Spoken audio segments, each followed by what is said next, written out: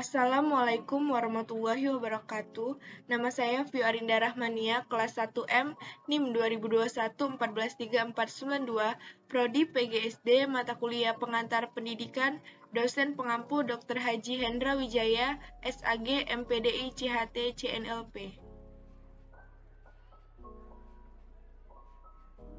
Lingkungan dan lembaga pendidikan. 1. Pengertian lingkungan dan lembaga pendidikan. Lingkungan pendidikan dapat diartikan sebagai faktor-faktor yang berpengaruh terhadap praktek pendidikan, baik positif ataupun negatif.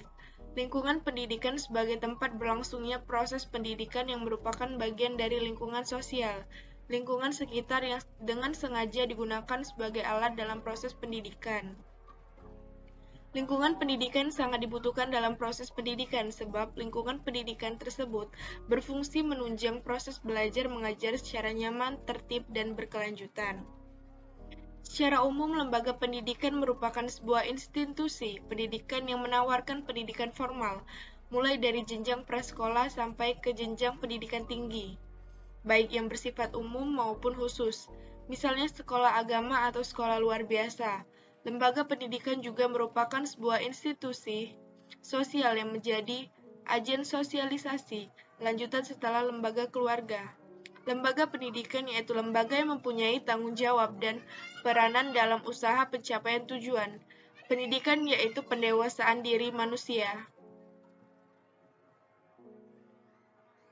2. Bentuk-bentuk lingkungan pendidikan. Dilihat dari segi anak didik, tampak bahwa anak didik secara tetap hidup di dalam lingkungan masyarakat tertentu, tempat ia mengalami pendidikan.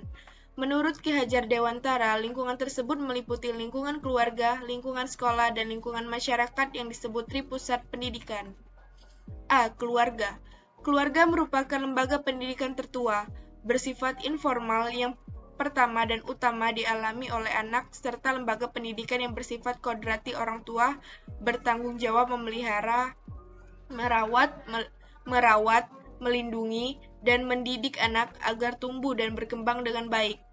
Undang-Undang Sistem Pendidikan Nasional Nomor 2 Tahun 1989 menyatakan secara jelas dalam pasal 10 ayat 4 bahwa keluarga merupakan bagian dari jalur pendidikan luar sekolah yang memberikan keyakinan agama, nilai budaya, nilai-nilai moral, dan keterampilan kepada anak.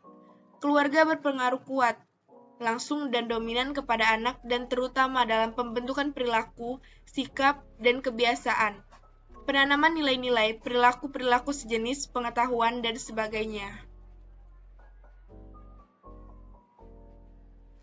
Pendidikan keluarga berfungsi sebagai 1. Sebagai pengalaman pertama masa kanak-kanak. 2. Menjamin kehidupan emosional anak. 3. Menanamkan dasar pendidikan moral. 4. Memberikan dasar pendidikan sosial. 5. Meletakkan dasar-dasar pendidikan agama bagi anak-anak. 6. Menciptakan kondisi yang dapat menumbuh kembangkan inisiatif, kreativitas, kehendak, emosi, tanggung jawab, keterampilan, dan kegiatan lain. B. Sekolah. Sekolah adalah suatu hal yang tidak dapat dipungkiri lagi, karena kemajuan zaman, perkembangan ilmu pengetahuan dan teknologi. Tidak semua tugas mendidik dapat dilaksanakan oleh orang tua dalam keluarga, terutama dalam hal ilmu pengetahuan dan berbagai macam keterampilan. Oleh karena itu, anak dikirimkan ke sekolah. Sekolah bertanggung jawab atas pendidikan anak-anak selama mereka diserahkan kepadanya. Karena itu, sebagai sumbangan sekolah, lembaga terhadap pendidikan diantaranya sebagai berikut. 1. Sekolah membantu orang tua mengerjakan kebiasaan-kebiasaan yang baik serta menanamkan budi pekerti yang baik. 2. Sekolah memberikan pendidikan untuk kehidupan di dalam masyarakat yang sukar atau tidak dapat diberikan di rumah. 3.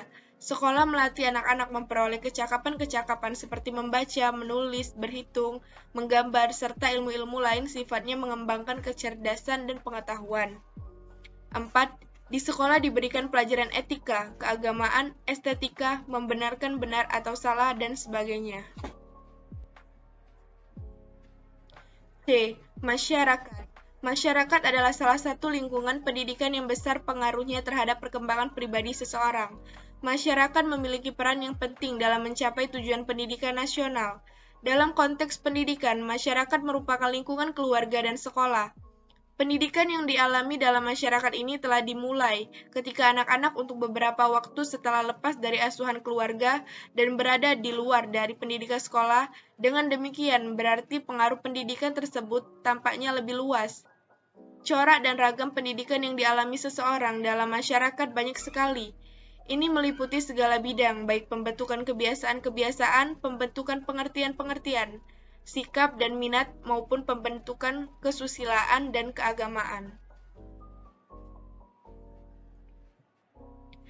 Secara konkret, peran dan fungsi pendidikan kemasyarakatan dapat dikemukakan sebagai berikut. 1. Memberikan kemampuan profesional untuk mengembangkan karir melalui kursus penyegaran, penataran, lokal karya, seminar, dan sebagainya. 2. Memberikan kemampuan teknis, akademik dalam suatu sistem pendidikan nasional seperti sekolah terbuka, kursus tertulis, pendidikan melalui radio dan televisi, dan sebagainya. 3. Ikut serta mengembangkan kemampuan kehidupan beragama melalui pesantren, pengajian, pendidikan agama di surau atau langgar, biara, sekolah, minggu, dan sebagainya. 4. Mengembangkan kemampuan kehidupan sosial budaya melalui bengkel seni, teater, olahraga, seni bela diri, lembaga pendidikan spiritual, dan sebagainya. 5. Mengembangkan keahlian dan keterampilan melalui sistem magang untuk menjadi ahli bangunan montir, dan sebagainya. Bentuk-bentuk lembaga pendidikan. Bentuk-bentuk lembaga sosial terdiri dari beberapa macam. Dalam kesempatan ini, pendidikan dapat dibedakan menjadi 3 macam, yaitu A. Lembaga pendidikan formal. Lembaga pendidikan formal yaitu lembaga pendidikan yang dilaksanakan di sekolah-sekolah mulai sekolah tingkat dasar sampai perguruan tinggi. Ciri-ciri lembaga pendidikan formal. 1. Diselenggarakan dalam kelas terpisah menurut jenjangnya. 2. Ada persyaratan usia. 3. Ada jangka belajar tertentu. 4. Ada jadwal waktu belajar. 5. Proses belajar diatur secara tertib dan terstruktur. 6. Materi pembelajaran disusun berdasarkan kurikulum dan dijabarkan dalam silabus tertentu. 7. Materi pembelajaran lebih banyak bersifat akademis, intelektual, dan berkesinambungan. 8. Guru mengajarkan menggunakan metode, media, dan urutan pengajaran tertentu. 9. Ada sistem rapor, evaluasi belajar atau ijazah. 10. Sekolah punya anggaran pendidikan yang dirancang dalam kurun waktu tertentu. B. Lembaga pendidikan informal. Pendidikan informal yaitu pendidikan yang dilaksanakan di dalam masyarakat dan keluarga. Ciri-ciri lembaga pendidikan informal. 1. Tidak terkait tempat dan waktu. 2. Tidak terikat jenjang usia. 3. Dapat berlangsung tanpa ada guru, murid secara khusus. 4. Tidak menggunakan metode tertentu. 5. Tanpa menggunakan rencana pembelajaran. C. Lembaga pendidikan non-formal. Lembaga pendidikan non-formal yaitu lembaga pendidikan yang dilaksanakan oleh masyarakat dalam artian pendidikan yang diselenggarakan oleh lembaga dari luar sekolah atau di luar perguruan tinggi. Ciri-ciri lembaga pendidikan non-formal. 1. Program yang dibuat sesuai dengan kebutuhan masyarakat. 2. Materi yang diberikan bersifat praktis atau sesuatu yang dibutuhkan oleh masyarakat pada saat itu dan segera dapat dipenuhi melalui pendidikan singkat. 3. Waktu yang diperlukan relatif singkat. 4. Biaya relatif murah. 5. Usia peserta didik berbeda-beda. 6. Jenjang kelas tidak menunjukkan tingkat yang jelas. 7. Pelaksanaan kegiatan disusun melalui perencanaan yang baik. 8. Tujuan pendidikan terarah untuk mendapat pekerjaan atau meningkatkan taraf hidup. 9. Waktu dan tempat belajar disesuaikan dengan yang membutuhkannya. 10. Muncul karena adanya perubahan cepat dalam masyarakat. Kesimpulan dari materi yang sudah kita bahas adalah lingkungan pendidikan adalah segala sesuatu yang ada dan terjadi di sekeliling proses pendidikan itu berlangsung. Lingkungan pendidikan merupakan komponen yang sangat besar pengaruhnya terhadap proses dan hasil pendidikan. Lembaga pendidikan yaitu lembaga yang mempunyai tanggung jawab dan peranan dalam usaha pencapaian tujuan pendidikan yaitu pendewasaan diri manusia. Bila kita teliti mulai dari masyarakat dan kebudayaan yang sederhana, maka lembaga-lembaga pendidikan itu meliputi lembaga keluarga, lembaga sekolah, dan lembaga masyarakat.